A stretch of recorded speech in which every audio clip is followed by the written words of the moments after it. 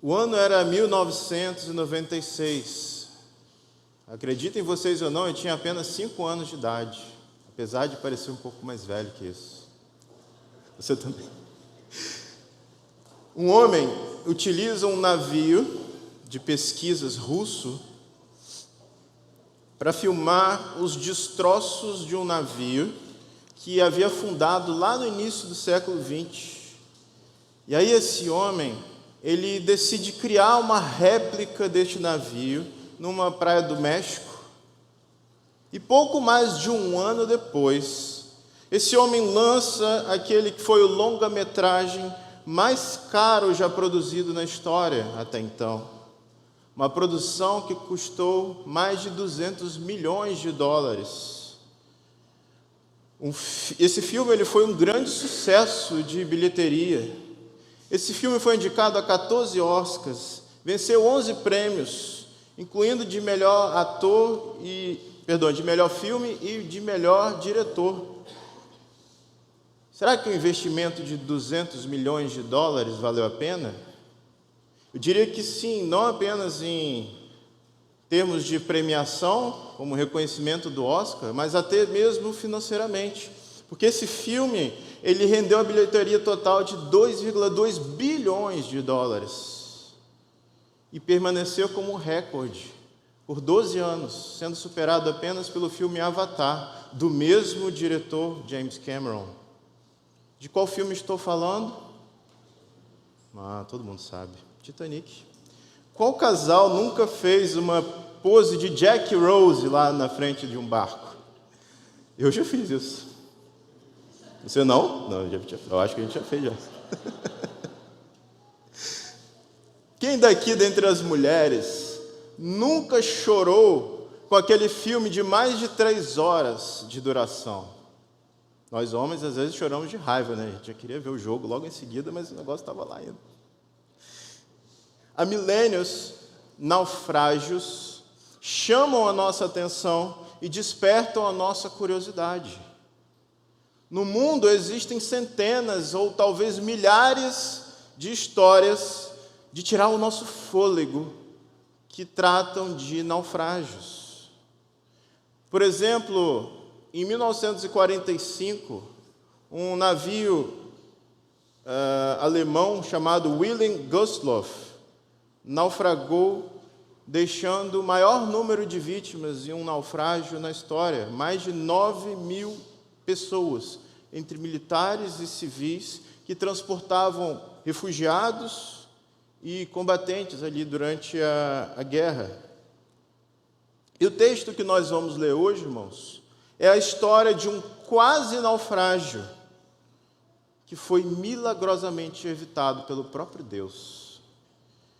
O Deus que, pelo poder da sua palavra, criou o vento e o mar. Vamos ler então Marcos capítulo 4. Nós vamos ler os versos 35 a 41.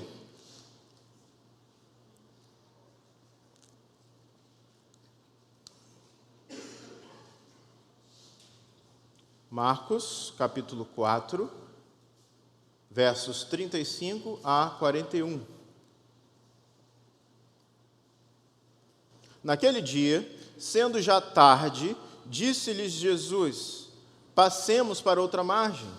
E eles, despedindo a multidão, o levaram assim como estava no barco, e outros barcos o seguiam. Ora, levantou-se grande temporal de vento, e as ondas se arremessavam contra o barco, de modo que o mesmo já estava a encher-se de água. E Jesus estava na popa, dormindo sobre o travesseiro. Eles o despertaram e lhe disseram: Mestre, não te importa que pereçamos? E ele, despertando, repreendeu o vento e disse ao mar: acalma-te, emudece. O vento se aquietou e fez-se grande bonança. Então lhes disse: por que sois assim tímidos? Como é que não tendes fé? E eles, possuídos de grande temor, diziam uns aos outros: quem é este que até o vento e o mar lhe obedecem? Irmãos, o Evangelho segundo Marcos tem como objetivo principal revelar a divindade de Cristo, trazer à tona a verdade de que Ele é o Deus homem. E essa passagem vai nos mostrar com uma beleza e com uma simplicidade incríveis que Jesus é verdadeiramente Deus. Que Jesus é verdadeiramente Deus. Essa passagem, ela é inspiração para diversos artistas, como aquele compositor que esteve aqui na nossa igreja anos atrás, o Stênio Márcios. E ele compôs uma das minhas favoritas dele, que diz assim: quem é o homem que tranquilo ressona e sonha em meio à tempestade? Quem é? Parece tão indiferente à violência das ondas que podem tragá-lo. Talvez não deva ser outro. Este homem no barco ao meu lado é Deus. Quem é? O mar e o vento lhe obedecem. Quem é? Depois que fala, é calmaria. Mas eu tremo, eu morro de medo. Talvez não deva ser outro. Este homem no barco ao meu lado é Deus. Quem é todo santidade. Quem é? Diante dele eu sou flagrado. Melhor que eu tivera naufragado para longe, bem longe, a não ser que perdoe. Porque não pode ser outro. Esse homem no barco ao meu lado é Deus. E tantos outros usaram essa temática para expressar em obra de arte o espanto, o assombro, o maravilhar-se com a divindade de Cristo. Talvez o mais famoso deles seja o célebre Rembrandt, que retrata o Deus homem num quadro magnífico. O drama da tempestade ali sendo exibido em um incrível jogo de luzes e sombras. Ele utilizou uma técnica chamada de chiaroscuro, que utiliza contrastes intensos de luzes e sombras para dar uma ideia de profundidade, ao mesmo tempo que ele trazia volume e drama à sua pintura. Rembrandt captura com uma incrível riqueza de detalhes o drama dessa passagem, retratando o temor dos discípulos, aquele grande temor diante da autoridade de Jesus, tranquilo no meio da tempestade. A resposta para essa pergunta, quem é este? Uma resposta muito simples.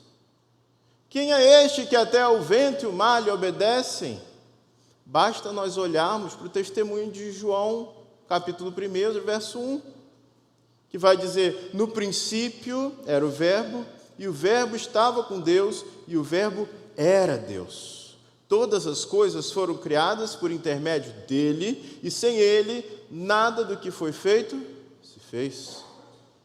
O mesmo, irmãos, que estava com o Pai e com o Espírito Santo, antes que o mundo tivesse sido trazido à existência, é aquele que também tem o poder e a autoridade para controlá-lo. A carta aos Hebreus vai falar sobre o Filho de Deus como o herdeiro de todas as coisas, pelo qual ele também fez o universo, e que ele sustenta todas as coisas pela palavra do seu poder. Em Colossenses, Paulo vai dizer que nele, em Cristo, todas as coisas foram criadas, seja na terra, seja no céu, tanto as visíveis quanto as invisíveis, tudo foi criado por meio dele e para ele. Ele vai dizer também que ele é antes de tudo e tudo nele subsiste.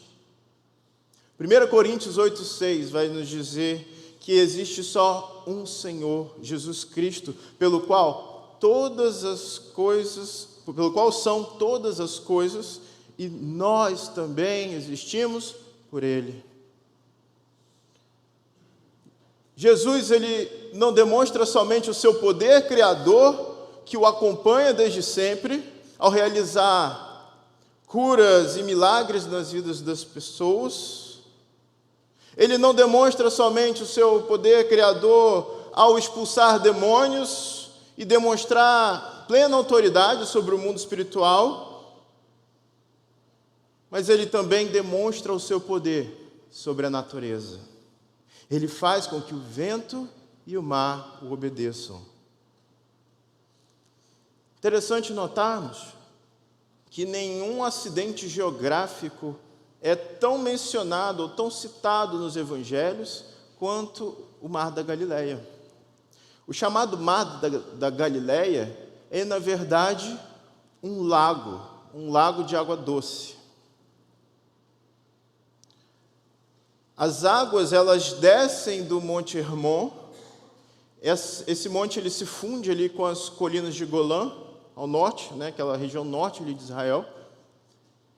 Aliás, aquela região ela fica a aproximadamente 1.300 metros acima do nível do mar, aquela região montanhosa, e ela vai formar as principais correntes do Rio Jordão.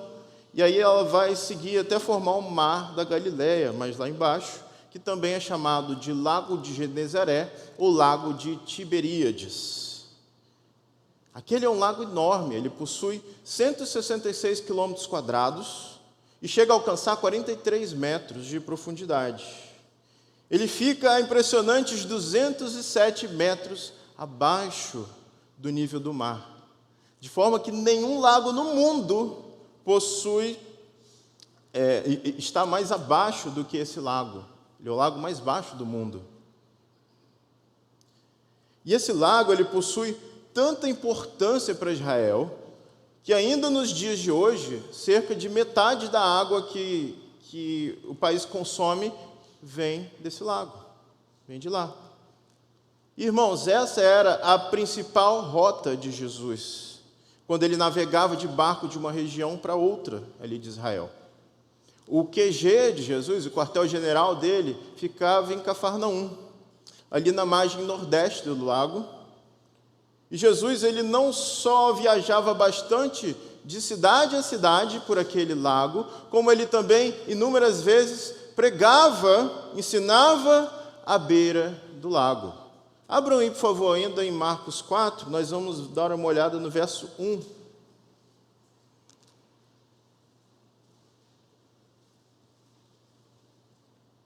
Jesus voltou a ensinar à beira-mar e reuniu-se numerosa multidão a ele, de modo que entrou num barco onde se assentou, afastando-se da praia.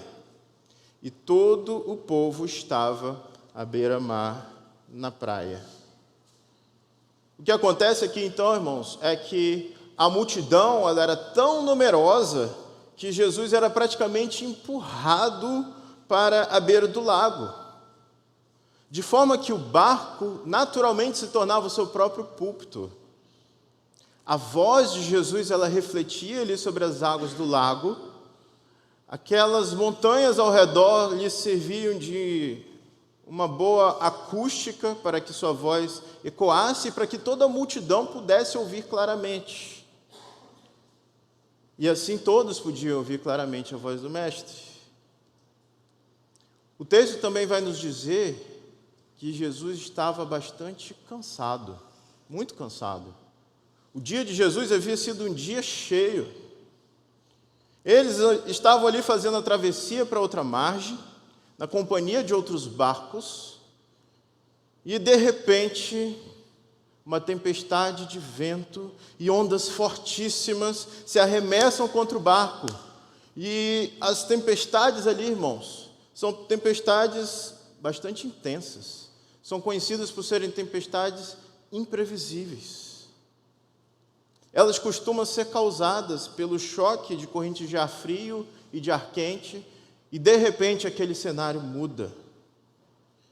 Tempestades bastante violentas, com ventos fortes, com ondas altas, devido à profundidade relativamente rasa ali, em boa parte da sua extensão, né? Ele tem ali aquela parte de 43 metros de profundidade, mas muito provavelmente ali para o meio, nas partes mais próximas da borda, ele é relativamente raso.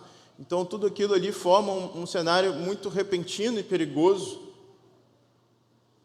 Naquele dia, Jesus ele estava certamente em algum ponto próximo ali da margem nordeste, ou seja, perto de Cafarnaum, e a noite vai chegando, aquela multidão que estava escutando, à medida que a noite vai chegando, eles vão se direcionando para suas casas, eles vão indo embora, e tudo leva a crer que Jesus ele resolve atravessar para outra margem do lago, porque ali seria um lugar mais tranquilo, um lugar onde provavelmente ele não encontraria tantas pessoas, e ele precisava descansar. Ali na margem oeste, então, as cidades eram menores. E o verso 35 vai nos dizer que eles levaram a Jesus do jeito que ele estava, no barco. Jesus termina ali, então, de ensinar, e ele não tem a oportunidade de trocar de roupas ou de fazer um lanche na casa de alguém antes de seguir viagem, uma refeição, mas ele vai direto. Dali mesmo, então, ele segue viagem, e é dito também no texto que outros barcos o seguiam. Certamente que outros seguidores de Jesus o acompanhavam ali numa pequena frota de barcos. E olha que interessante, em janeiro de 1986, uma descoberta arqueológica muito importante ocorreu bem ali, no Mar da Galileia, ou no Lago de Tiberíades, né? 2 pescadores que estavam por ali, num período de estiagem, num período de seca, eles encontram os restos de um barco de madeira antigo. E aí logo os especialistas foram procurar mais informações, detalhes, utilizar suas técnicas arqueológicas. Descobre-se então que aquele era um típico barco da época do Império Romano para aquela região, e dataram aquele barco de cerca de 100 a.C. até aquele período ali de 100 depois de Cristo, ou seja, bem próximo ali do período de Jesus. Aquele barco ele possuía remos e possuía um mastro com veleiro, de forma que era possível navegar das duas maneiras. Ele podia transportar um total de 10 a 15 pessoas, sendo 10 passageiros e 5 tripulantes. Então, Jesus e os discípulos e aqueles outros seguidores do Mestre faziam aquela travessia. E como essas descobertas nos confirmam, tudo indica que eles estavam utilizando ali aquela opção do remo. O lago estava calmo, certamente estavam remando, porque o remo ele era utilizado naquelas situações onde havia pouco vento, em uma situação de águas tranquilas. E aí eles começam a navegar naquela calmaria, e Jesus, cansado, ele cai no sono. Jesus apanha um travesseiro. Jesus deita e dorme. Sim, o Deus homem dorme. Aquele que é verdadeiramente homem e verdadeiramente Deus. Ele sentia tanto sono quanto você e eu. E eu espero que você não durma agora. Depois de um dia exaustivo de trabalho, irmãos, Jesus dorme. E aí eu não sei vocês, mas particularmente eu, depois de uma manhã cheia de trabalho, aliás, depois de uma semana cheia de trabalho, não tem coisa melhor do que aquele cochilinho de domingo, depois do almoço. Inclusive eu pratiquei ele hoje. Que coisa boa, não é? Eu vou além. Você já experimentou cochilar em um barco? Então, cochilar num barco é uma coisa muito boa também, né? Aquele barulhinho, hoje em dia tem motor, né? Então facilita mais ainda. aquele barulhinho ali do motor, das ondas batendo, aquela brisa tranquila. É muito bom cochilar no barco. Já fiz isso algumas vezes, quando eu estava indo trabalhar, por exemplo, num estaleiro, e tinha que pegar um barquinho, às vezes era 20 minutos de viagem, bem cedo, né? E era muito bom cochilar ali naquela espera até chegar no navio maior. Então, o fato é que poucas cenas do relato bíblico vão retratar a vida de Jesus de forma tão simples e tão bela como essa. De forma que nós nos identificamos prontamente. O Criador de tudo, o Criador dos céus, da terra, da água, da madeira da qual o barco é feito, ele se deita e ele dorme na viagem, assim como eu e você faríamos se estivéssemos cansados e viajando. Essa bela cena, irmãos, do Jesus calmo, do Jesus sereno, de Jesus tranquilo, descansando sobre o mar de Almirante, ela acaba aqui. Porque, de repente, vai vir o verso 37, e com ele grandes ventos, grandes ondas que quebram forte contra o barco, e aí a calmaria vai dar lugar à tempestade. A coisa ela vai piorando rapidamente, e o barco ele vai se enchendo de água.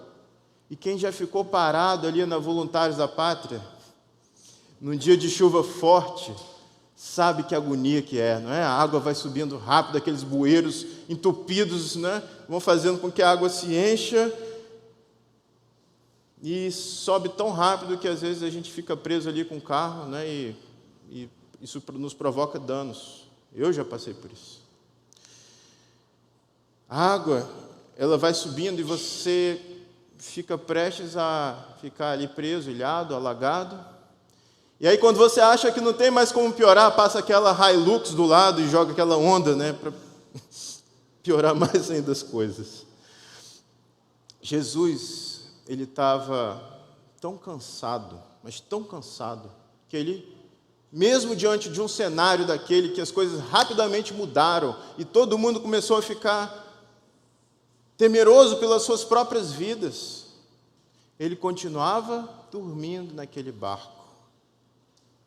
O barco quase afundando, os discípulos preocupados, apavorados, mas Jesus parecia que estava dormindo com tanta paz, quanto nos tempos que ele era apenas um bebezinho dormindo na manjedoura. E aqueles homens atônitos, eles resolvem então acordar Jesus, eles sacodem Jesus, ele provavelmente fala: mestre, o Senhor não se importa que nós pereçamos. Como se eles dissessem assim: como pode o Senhor estar tão indiferente com o que nos está acontecendo agora? O Senhor não vê que o convés já está cheio de água? Tudo isso acontecendo, o Senhor não está nem acordado? Como assim? Eles sabiam que eles estavam correndo grande perigo ali. E olha que entre eles havia pescadores experientes, gente que estava acostumada a navegar. Certamente aquelas pessoas já tinham presenciado outras tempestades, mas nenhuma como aquela. Não daquele jeito, não tão perigosa daquela maneira. O grande John MacArthur vai dizer a respeito de como de quanto aqueles homens haviam entrado em pânico diante daquela cena. Eu quero que você preste atenção aqui, porque é uma citação um pouquinho longa, mas vamos juntos. Não creio que lhes tenha passado pela cabeça que ele pudesse parar a tempestade, mas provavelmente lhes passou pela cabeça que, se quisessem ser poupados da morte, ele teria de ser aquele que viria para tornar possível algum tipo de saída milagrosa. Não tinham a quem recorrer. É um pandemônio, aliás, é pânico. Eles estão gritando por cima do vento forte e das ondas quebrando sobre o barco: mestre, não te importa que pereçamos? Lucas diz que disseram: mestre, mestre, diz Mateus. E essa é uma palavra epistata, que significa comandante. Então Mateus diz Senhor. Ele é mestre em uma coisa, Senhor em outra e comandante em outra. Eles usaram todas as palavras que conseguiram inventar. Eles estavam atirando nele de todos os ângulos. Esse não é um discurso organizado. São gritos de pessoas atemorizadas. E Mateus 8,26 diz que elas estavam aterrorizadas. Ou seja, é um dia sombrio quando os marinheiros chamam o carpinteiro para tirá-lo da tempestade. Percebam, Jesus era o carpinteiro de Nazaré, não o marinheiro da Galileia. Não era especialidade de Jesus navegar. Nazaré ficava quilômetros e quilômetros da costa. Jesus, ele não fora criado próximo ali do mar. Sabe o que isso quer dizer, irmãos? A única esperança daqueles homens do barco era a intervenção divina. Quem sabe aquele que eles viram curar doenças e expulsar demônios, não podia conduzi-los de alguma maneira a águas tranquilas.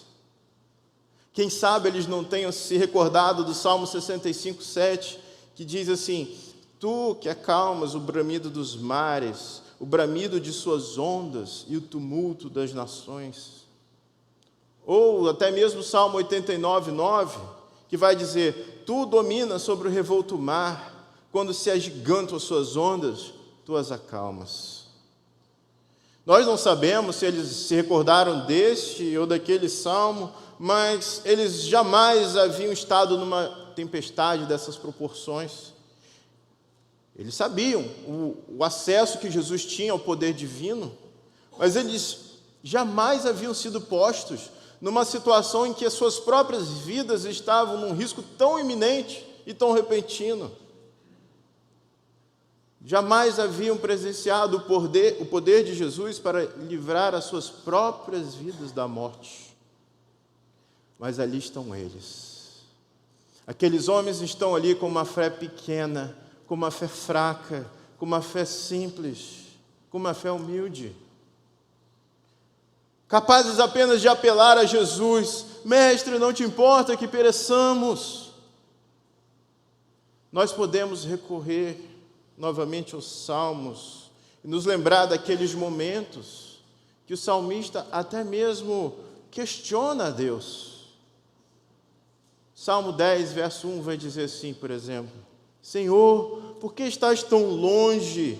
Por que te escondes em tempos de angústia? A oração mais parecida que eles puderam fazer ali foi parecida com essa. Uma oração de questionar o próprio Deus. Porque, mestre, não te importa que pereçamos. E nós, irmãos, nós compartilhamos destes sentimentos em certas ocasiões das nossas vidas também. É quando a perplexidade e o pavor dos nossos dias tomam conta de nós mesmos. Quando as nossas forças elas vão se esvaindo, o coração ele fica pesaroso. Quando nós nos vemos numa tempestade e tudo parece desmoronar ao redor. Assim como Jesus, com toda a sua simplicidade, ele simplesmente deitou e dormiu. Ao ser acordado pelos discípulos, com toda a sua simplicidade, diz o texto, e ele, despertando, repreendeu o vento e disse ao mar: acalma-te, aquieta-te. E aí, o mar e os ventos, né? E aí o vento se aquietou, o mar se acalmou, e tudo ficou tranquilo, não é? Tudo ficou bem calmo. Mar de almirante, né? Você olha assim, você não vê nenhuma ondinha sequer. Que contraste, irmãos, que contraste. Talvez o motivo pelo qual aquele quadro de Rembrandt tenha ficado tão famoso seja o fato de que ele capturou a essência, a grande essência do que essa passagem representa, e ele transformou em uma magnífica obra de arte. Arte inspirada, inclusive, pela Reforma, não é? Então, ele retrata ali em luzes e sombras aquilo que nos salta aos olhos quando nós nos deparamos com o relato bíblico. E sabe o que é? Deus está no barco. Deus está no barco. A pequenez e a fraqueza humanas, elas contrastam com a grandeza do poder do Deus homem que está no barco. E agora vem a pergunta de Jesus. Não somente para os discípulos, mas também para mim e para você. Por que vocês são tão medrosos? Como é que ainda não têm fé? Como é que algum de nós ainda possa pensar que Jesus ainda não provou ser alguém em quem nós podemos confiar plenamente? Plenamente. Como é que em sua sã consciência alguém poderia pensar que o Deus que criou o vento, que o Deus que criou o mar, as ondas, os céus, a terra, os animais, a chuva, os raios, as estrelas e a nós mesmos, não teria total poder e controle sobre as circunstâncias da nossa vida? Não seria capaz de contemplar a minha aflição, a sua aflição, as nossas dores, os nossos perigos, as nossas lutas, os nossos temores, as nossas tribulações?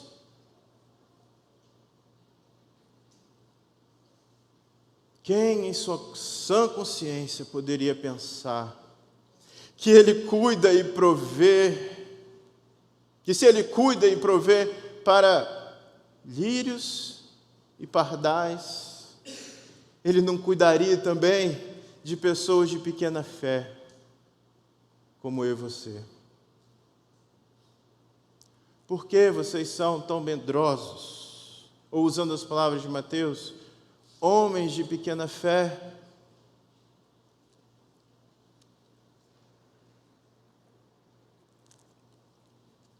Eu fico imaginando aquela cena. Fico imaginando aquela calmaria. Depois de toda aquela adrenalina, aquele monte de homem lá, de repente percebe que passou. Acabou. Em questão de segundos, eles ficam ali olhando uns para os outros, sem acreditar no que acabara de acontecer. A calmaria e aquele silêncio ensurdecedor só foram rompidas pela frase do Mestre. Aliás, só foram rompidas pela frase deles mesmos, que diz o quê? Quem é este que até os ventos e o mar lhe obedecem? E aí se forma uma nova tempestade. Não mais aquela tempestade feita de chuva torrencial. Não mais aquela tempestade de ventos semelhantes a um grande furacão. Mas uma tempestade de um tipo mais silencioso. Uma tempestade interior. Porém igualmente capaz de espantar a qualquer um de nós. Deixe-me citar de novo aqui o Stênio Márcios, porque ele capturou muito bem essa cena aqui. E ele disse assim: de que me vale essa bonança do lado de fora dessa embarcação, se na proa está alguém que sabe muito bem de todas as tormentas do meu coração? Vejam como foi a reação de Pedro, irmãos. Quando ele não conseguia pescar um peixe sequer, Jesus vai ordená-lo: tenta esse outro lado aqui do barco. E aí ele lança as redes, e ele pesca tantos peixes, que ele mal consegue recolhê-las. E o que Pedro vai dizer? Retira-te de mim, porque sou pecador. Essa é a mesma espécie de tempestade interior que pessoas como Manoá, pai de Sansão, tiveram diante dela, quando, por exemplo, após aparecer diante dele ali o anjo do Senhor, não é? E nós sabemos que é uma clara cristofania, não é? Ele vai dizer o quê? Diante daquilo: certamente vamos morrer, porque vimos a Deus. Irmãos, diante do homem que acalma a tempestade, a calmaria das ondas, ela causa uma tempestade no coração de quem vê a glória e o esplendor daquele que está ao seu lado, mas tem o universo em suas mãos. Essa é a reação de quem vê a glória de Deus. Nós ficamos atemorizados, porque nós passamos a ter consciência do quão santo Ele é.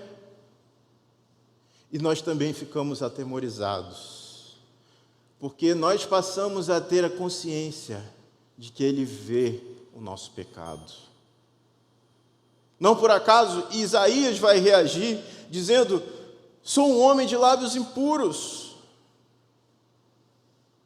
E o que é este temor, senão o tremer diante de alguém tão importante? Simplesmente o Senhor e Criador de todo o universo no mesmo barco que eu. Dorme, acorda e resolve o impossível.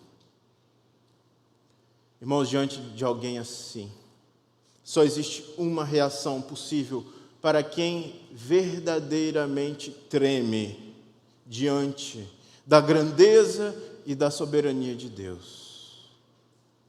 Eu quero me lançar aos seus pés. A sua luz é tão intensa que eu temo morrer ali. Meu irmão, minha irmã, Deus não está indiferente às ondas tempestuosas das nossas vidas, mas Ele nos exorta a confiar nele, mesmo em meio a essas tempestades, mesmo em meio a essas grandes ondas. Ele não vai nos prometer um trajeto fácil, mas Ele vai nos garantir que tudo vai passar e que a presença dEle é o que realmente importa. Jesus, Ele se revela aos discípulos. Homens que o viram realizar curas e milagres dos mais diversos. Cegos enxergando, paralíticos andando, demônios sendo expulsos. Mas agora Ele se revela não somente como Deus, mas também como protetor deles. Aquele que cuida e sustenta, aquele de quem nós dependemos, aquele em quem depositamos a nossa esperança. Um Deus pessoal. Um Deus que tem todo o universo para cuidar, mas cuida tão bem de cada um de nós, que, como diria Agostinho, parece que Ele não tem mais nada para cuidar, de tão bem que Ele cuida da gente. Irmãos, anos depois, Pedro, que havia contemplado essa experiência tão singular, o que ele vai escrever? 1 Pedro 5,7: lancem sobre ele toda a vossa ansiedade, pois ele tem cuidado de vós.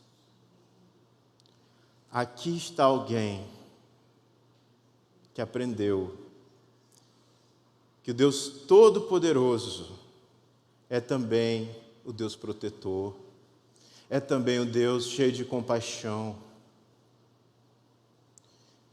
E sabe, irmãos, no final das contas, a pergunta a se fazer é a seguinte: o que você teme? O que você teme? Ou diante de quem você treme? O que lhe causa mais temor? As circunstâncias? Ou o Senhor das circunstâncias? Irmãos, as Escrituras nos ensinam a temê-lo. Basta um pouquinho só de fé. Com uma palavra só ele resolve tudo. Quem é este? Não pode ser outro, senão Deus. Quem pode acalmar a tempestade? Quem pode trazer paz para as nossas almas? Não pode ser outro, senão Deus. O mar e o vento obedecem àquele que se importa com você, que se importa comigo. Se nós tememos a Ele, irmãos, não há mais nada a se temer. Amém? Vamos orar. Senhor, quão pequena é a nossa fé. Assim como muitos ali provavelmente já conheciam os textos das Escrituras que afirmam o poderio de Jesus sobre as ondas, sobre os ventos, sobre as tempestades, sobre a natureza. Quando as situações vêm, Senhor, elas muitas vezes nos pegam desprevenidos, temerosos, até mesmo incrédulos. Perdoa-nos, Senhor.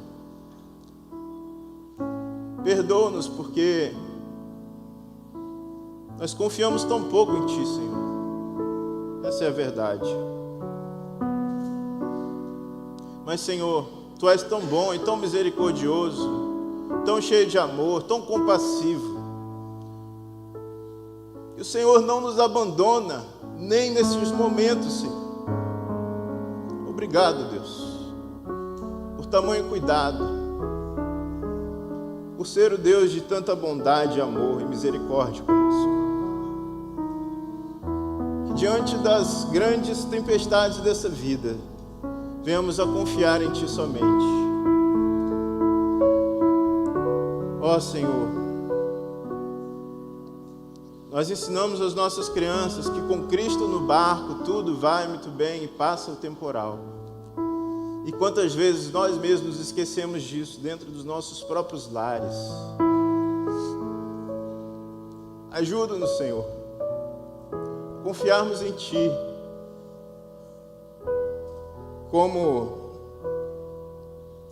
aqueles homens, mesmo com um grito desesperado, confiaram no Senhor. E que assim sejam as nossas vidas, sempre debaixo da Tua proteção, do Teu cuidado, do Teu amor, que excede a nossa multidão de pecados. Nós oramos a Ti, Deus, suplicando isso ao Senhor, em nome de Jesus. Amém. Se você gostou desse conteúdo, deixe o seu like, compartilhe o vídeo e ative as notificações para sempre ser informado sobre novos vídeos do nosso canal.